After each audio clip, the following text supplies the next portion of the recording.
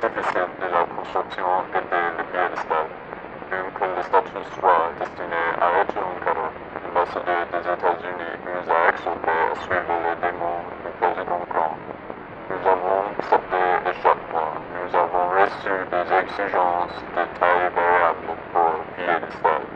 Après 4 ans de demander des modifications de la taille du piédestal ont cessé. Les gens se demandent pourquoi le piédestal est tellement plus grand que les dames. Tout ce que je le dis, c'est demander aux Américains.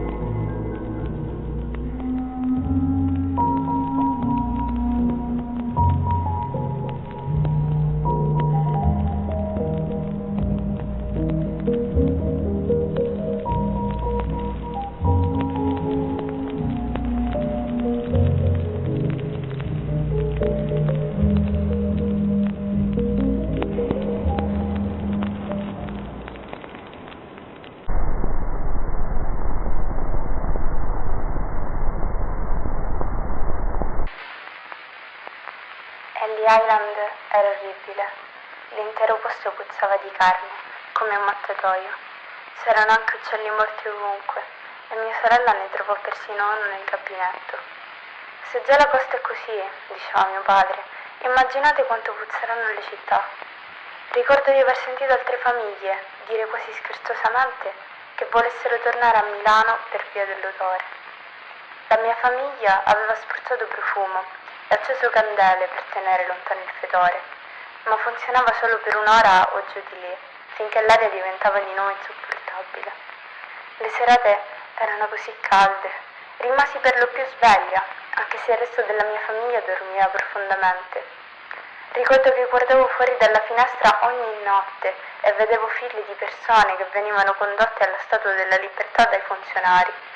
Se solo fossero saliti sul piedistallo, i funzionari se ne sarebbero andati e non sarebbe successo nient'altro. La mattina seguente però ci sarebbe stato un odore peggiore, come un mattatoio.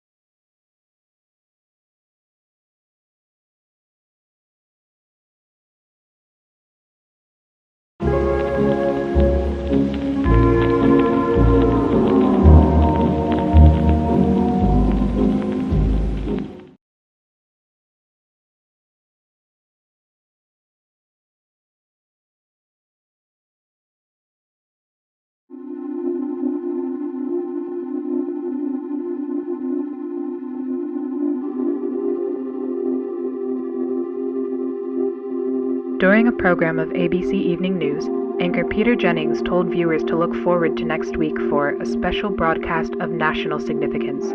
Jennings would continue to remind viewers of the special broadcast over the next 7 nights, even referring to it at one point as the most unprecedented announcement in recent history.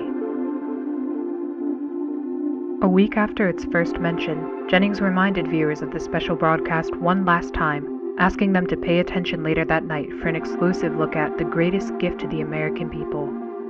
Due to the anticipation built over the week, over 60 million Americans tuned into ABC, waiting for the evening news to end and for the special broadcast to begin.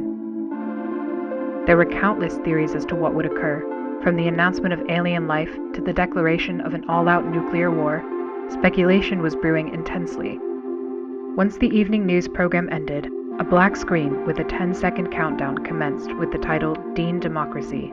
Some viewers, so terrified of the threat of nuclear war, reportedly experienced nervous breakdowns and ran down the street, declaring that Dean Democracy was the code name for an all-out nuclear holocaust.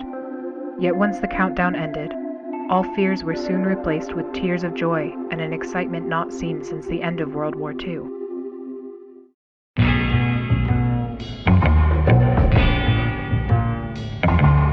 What are we waiting for?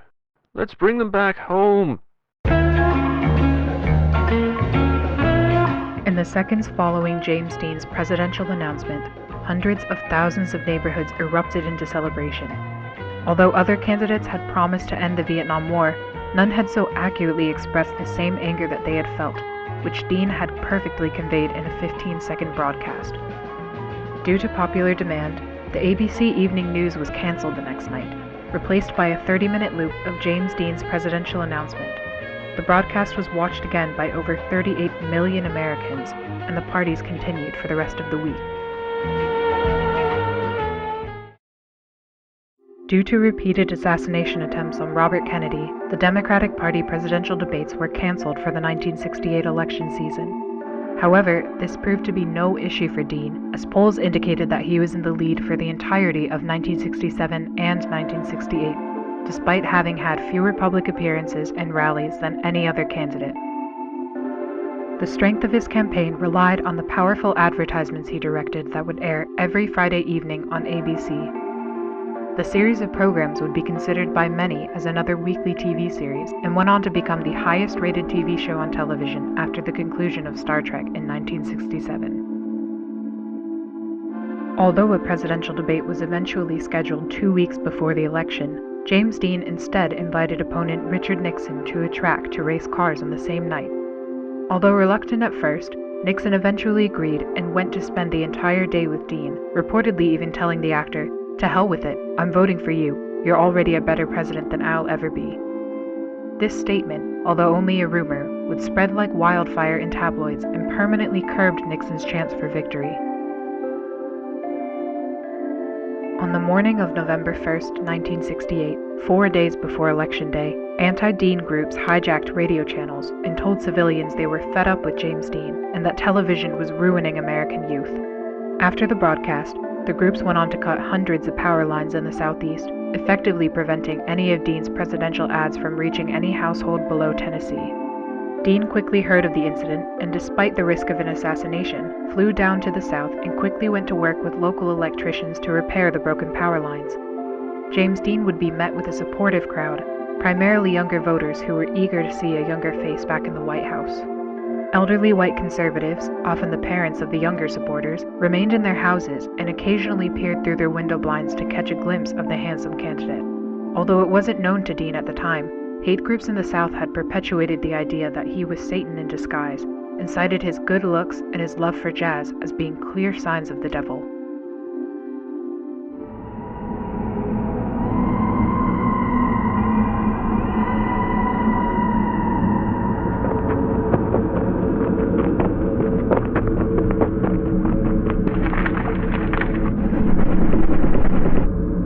James Dean is no man.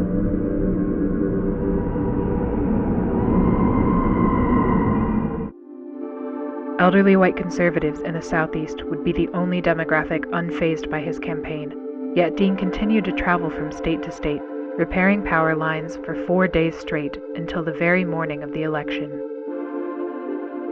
On November 5, 1968, James Dean received 75% of the popular vote with 395 electoral votes. Nixon congratulated Dean in a phone call the following morning, but Dean refused to acknowledge the win and instead asked to race cars again at the track.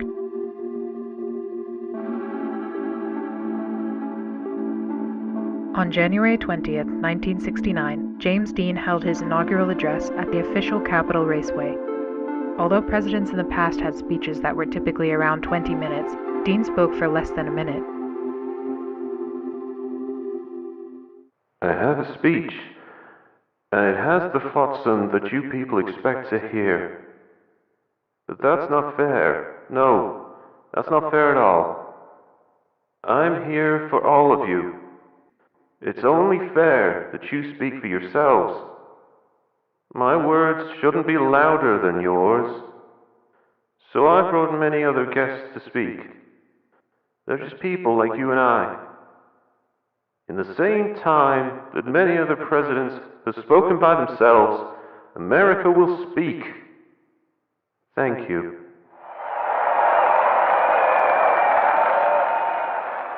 Dean proceeded to introduce many groups to the microphone, including civil rights activists and Native American families.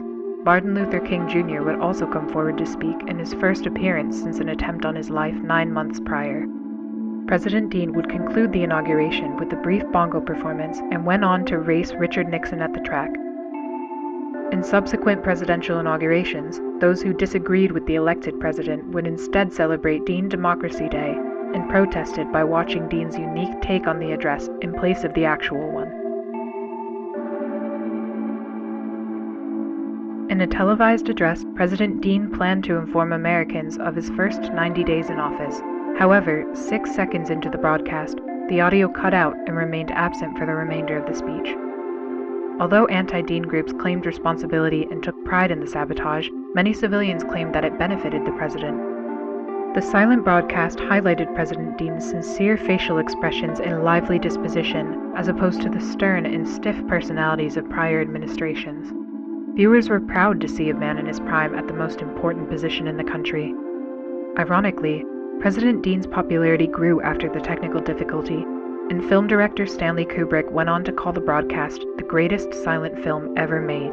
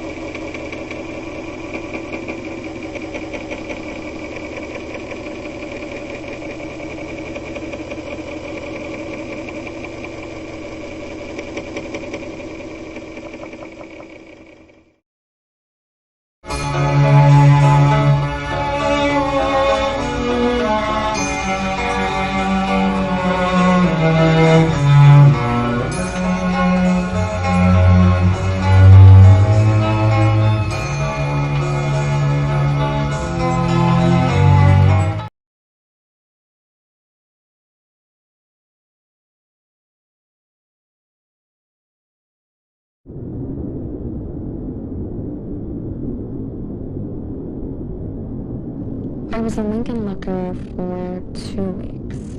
It was terrifying. One moment you're at home answering the door, and the next you're stuck in some kind of suit. The smell was awful in there, and the metal seat was so cold. The only thing you can do is look through 2 little holes. It was some kind of mask, and whenever the sun shined near, I could see the inside of it. It was a familiar face. Every few nights, straws would be put through the holes, and someone would feed me some weird soup. After 2 weeks, they found out that they had misidentified me, and I wasn't the correct Lincoln Looker. Reagan apologized to me personally, and I was released with some monetary compensation. They don't care if I talk about it or not. No one would take me seriously. Lincoln Looking is just too absurd.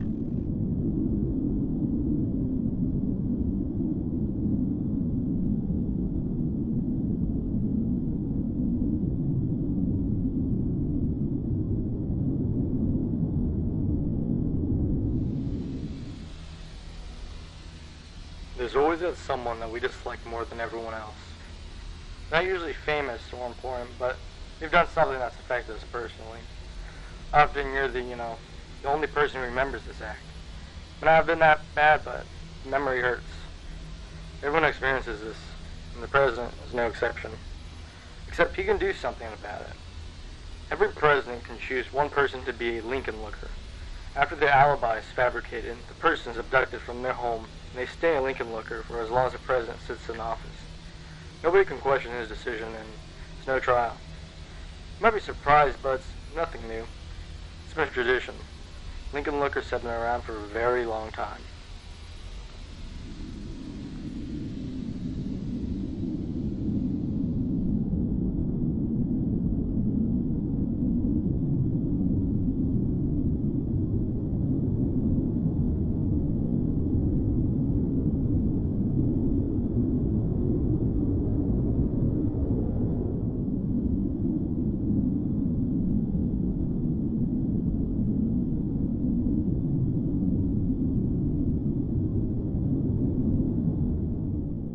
Hello, we are not available now. Please leave your name and phone number after the beep. We will return your call. Hey, Eunice. It's Howard. I don't know what I just saw. I was at the top of the steps, reading the inscriptions and talking to visitors, when I started to hear a faint scratching sound. I didn't think much of it at first, but when I got close to the chair, I realized that the scratching was coming from inside the marble. So I went to a guard and asked whether she could do anything about animals that could be trapped in there.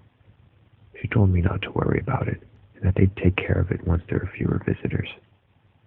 A few minutes passed, and the scratching became much louder. I went back to the guard and asked what kind of animals usually got stuck in there, and she said, wild animals. The sound started to make visitors anxious. I remember one boy pulling so hard at his mother's hand, begging to leave. A blind girl with one of those canes went up to the chair and pressed her head against it to listen. Then she started crying. Her parents tried to pull her away, but she just began to hit the chair with her cane. That's when the guards asked everyone to go back down the steps. I don't know why, and it's going to sound crazy, but I felt compelled to help. So I went to the blind girl and joined her in hitting the marble. The guards tried to pin us down, but the scratching became too loud for even them. It sounded like someone was shaving down a chalkboard. Eventually the marble began to crack, and a few more hits caused the crevice to expand all the way to the top of the chair. There was a sudden burst of air from the damage, and the head suddenly turned toward us. I was afraid it would fall, so I picked the girl up and went down a few steps. The head slowly rotated back into place, and when it started to be pushed upwards, I took out my camera. It was no wild animal.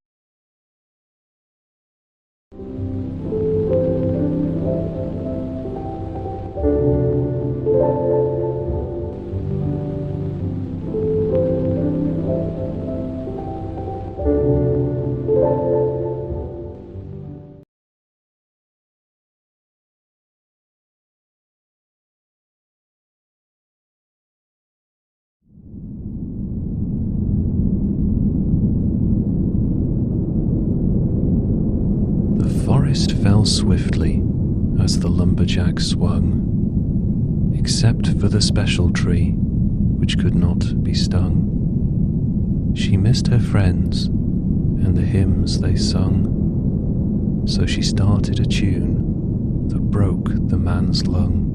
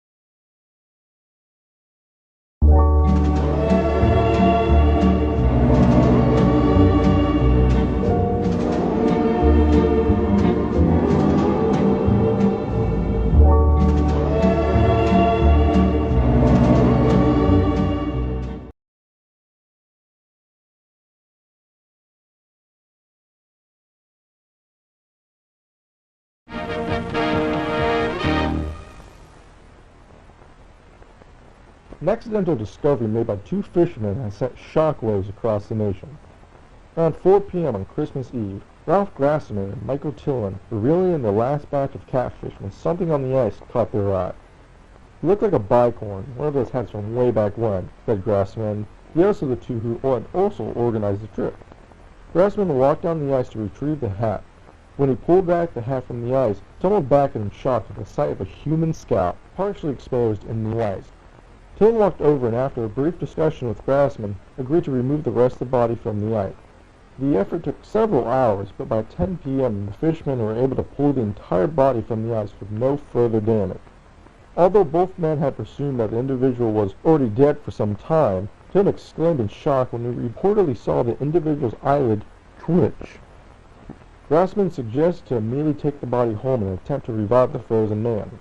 They proceeded to carry it back to Grassman's apartment. They laid the body in a full bathtub, gradually raising the water's temperature throughout the night to prevent shock. Grassman claims to have learned this technique from a pulp magazine he had read as a child. At 2 a.m. the following morning, Tillman claimed that an individual briefly regained consciousness and shouted, "Victory or death," while Grassman rested in the living room. By 7 a.m. the frozen individual appeared to have relapsed into a deep coma, which prompted Grassman to phone the local authorities. And that's why he hadn't called medical personnel earlier.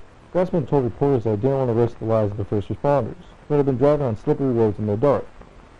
Shortly after being phoned, paramedics arrived and rushed the frozen man to the Delaware State Hospital. Throughout their experience, both fishermen thought the individual's face seemed vaguely familiar. It was only when Tillman pulled out a dollar bill that the connection was fully made. When we first dug him out, we moved his clothes so that we could carry him more easily. The clothes weighed a ton because they were completely frozen over. But I bet if we saw the clothes without ice, then we could have no doubts that we dug out George Washington. Although Delaware State Hospital has declined to comment on the identity and the condition of the man, Grassman brought the bicorn hat from the previous day to the Delaware History Museum, where historians confirm to be an authentic piece from the 18th century. The validation raised more questions than answers, as further research revealed that no Washington reenactors or artifacts have been reported missing. Grassman believes that the man he dug out from the ice is the true George Washington, and that the former president had become gravely ill while crossing the Delaware River. Grassman claims that the imminent death of Washington could have been devastating to the war effort, so his condition was likely kept secret by having a double acting as the president until 1797. And asked for an explanation to why the body had been found so far from the site of the battle, Grassman replied, "He either drifted away or his men purposely planted it far away so that no one could find it." During Saturday's morning press conference, President Dean shared his thoughts on the discovery in 2 words: "I'm surprised."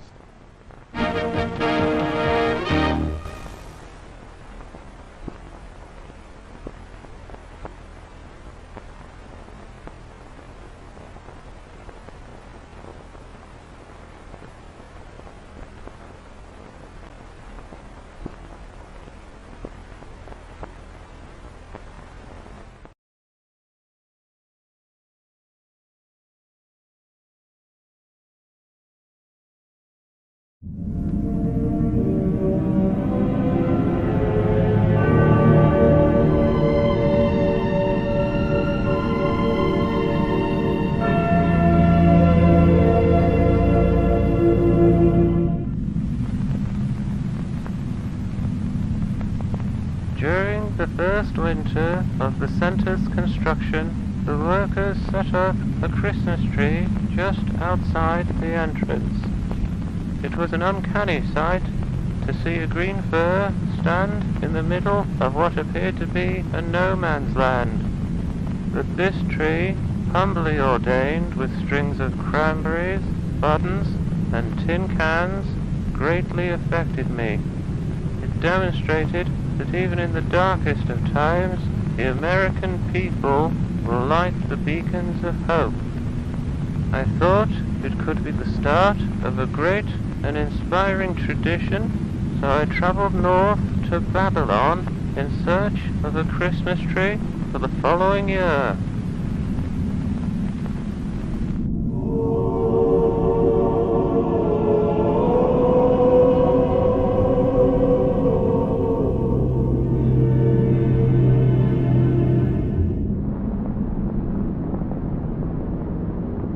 For 12 days and 12 nights, Mr. Rockefeller looked for the best tree in the forest. How about this one, Mr. Rockefeller? No, no, it's much too short. How about this one, Mr. Rockefeller? No, no, it's much too tall. How about this one, Mr. Rockefeller? No, no, it's much too average. Mr. Rockefeller soon feared that he would leave empty-handed. Then, on the 12th night, just as he was packing up his stuff, Mr. Rockefeller heard the sweetest tune in the air. It sounded as though the very wind itself had fallen in love. He and his men followed the song and found themselves at the base of a very, very special tree. How about this one, Mr. Rockefeller? It's perfect. For the rest of the night, the men swung their axes at the special tree. Chop, chop, chop. However, when the sun rose, the tree was still standing. Their axes had left no marks at all. Mr. Rockefeller was surprised. The next day, Mr. Rockefeller and his men laid 100 sticks of dynamite around the tree. 3, 2, 1, boom! Yet, the special tree continued to stand. Mr. Rockefeller was surprised. So Mr. Rockefeller decided to hire the best team of grave diggers to take the tree out of the ground. After a week of digging, they told Mr. Rockefeller, "The tree will be out in 3 years at this rate." Mr. Rockefeller was surprised, but he decided to let the grave diggers work. He would pick the next 3 best trees for the next 3 Christmases. But by the 4th year, the special tree was ready to display.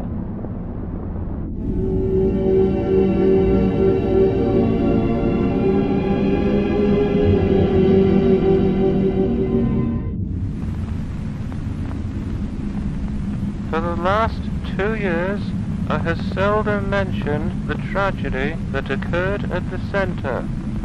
Many have taken offense at my silence, claiming it to be the result of a desensitization to workplace accidents. Indeed, I have seen enough accidents in 3 lifetimes, but nothing could have prepared me for what happened at the center. For some time now, my friends have blamed the center's original construction workers for the tragedy, since it was their very own Christmas tree that had started the whole tradition. But the truth is that their tree brought joy and wonder to the public. It was my tree, and my tree alone, that brought about the unprecedented loss.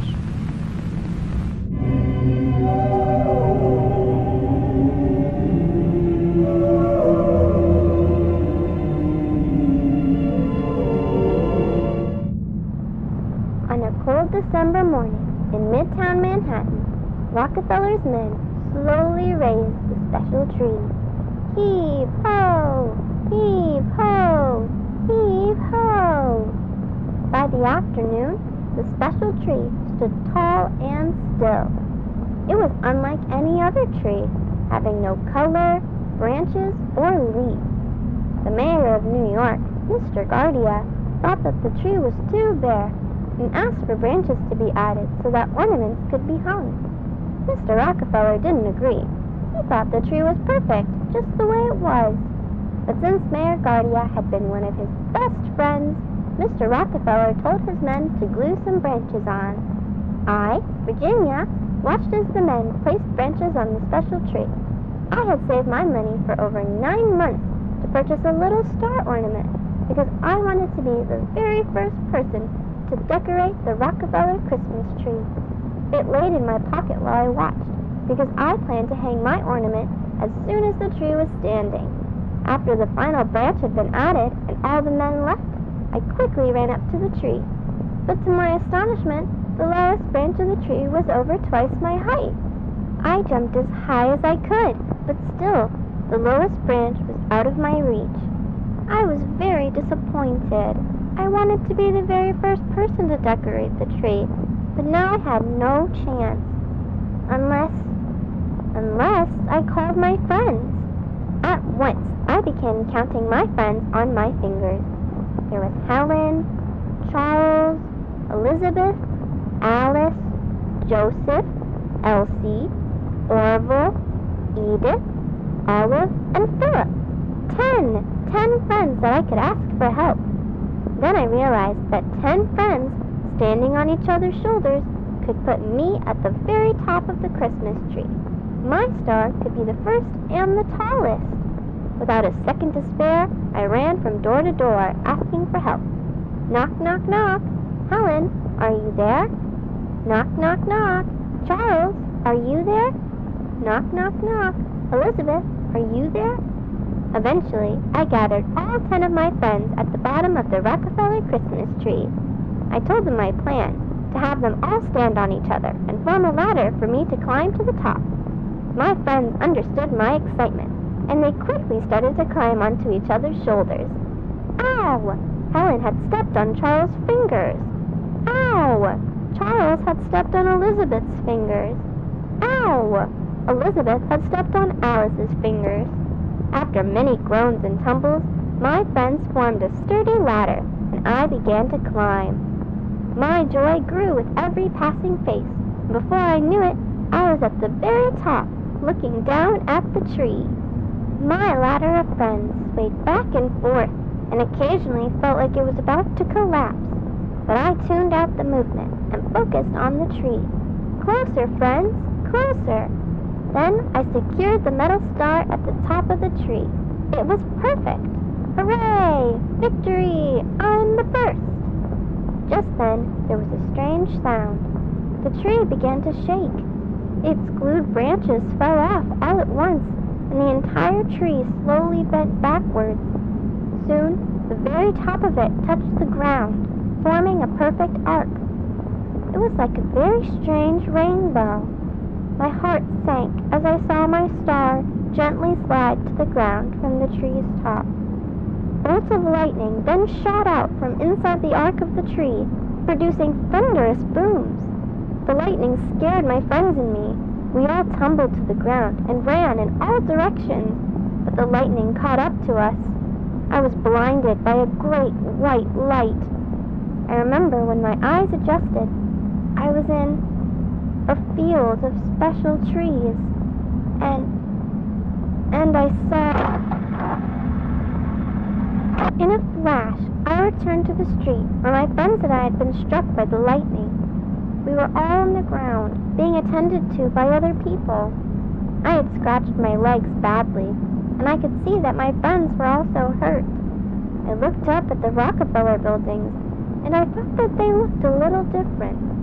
The whole street looked a little different, and the special tree was nowhere in sight.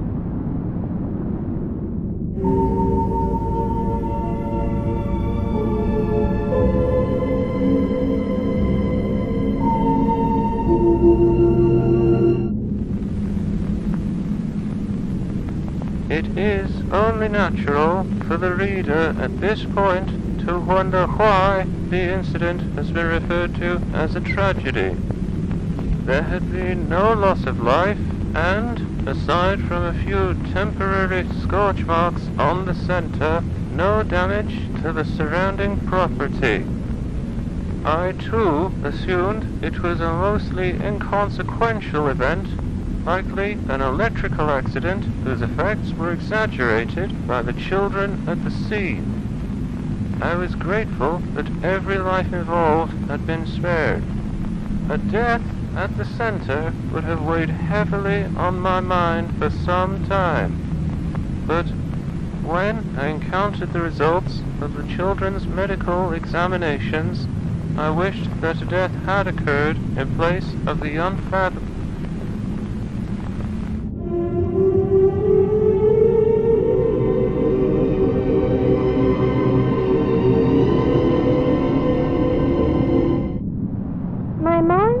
Visited me at the hospital, but they looked completely different. Ma looked worried. After she wiped her tears, she asked, "Did you hang your bear at the Rockefeller tree?"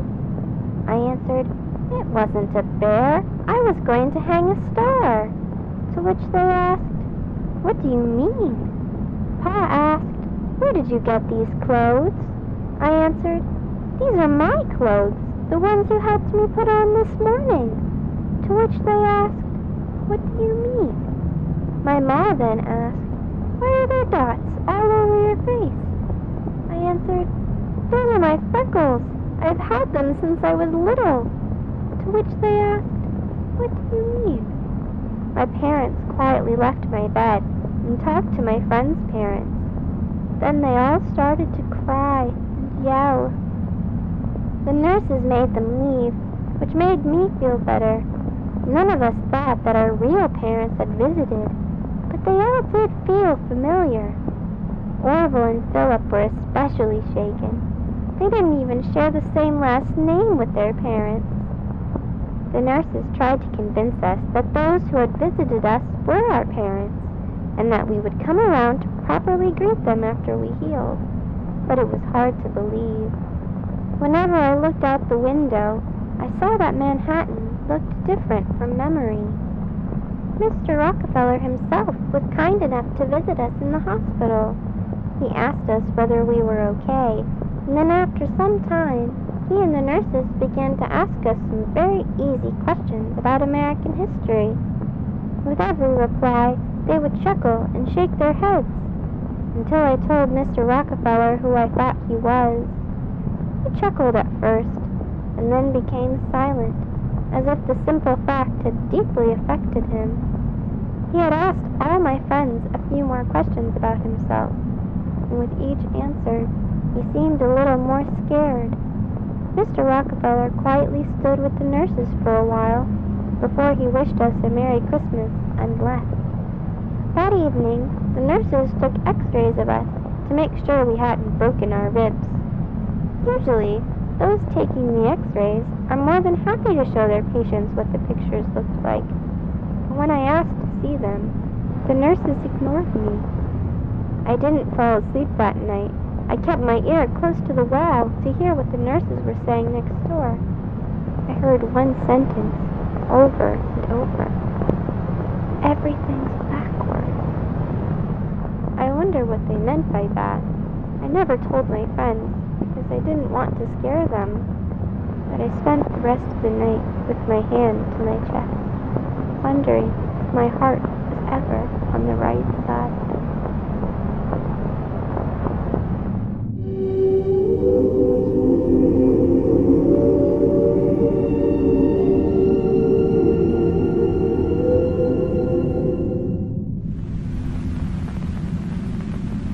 For several weeks, the children were kept under observation at the Columbia Presbyterian Hospital. I visited them as soon as I had the chance to. All the families of these children were deeply unsettled, for they had all independently come to the conclusion their child had been replaced by a doppelganger. They claimed that these new sons and daughters possessed substantial differences from their real children. The majority of differences involved altered physical attributes and the inability to recognize familiar locations and characters, such as their parents and their homes.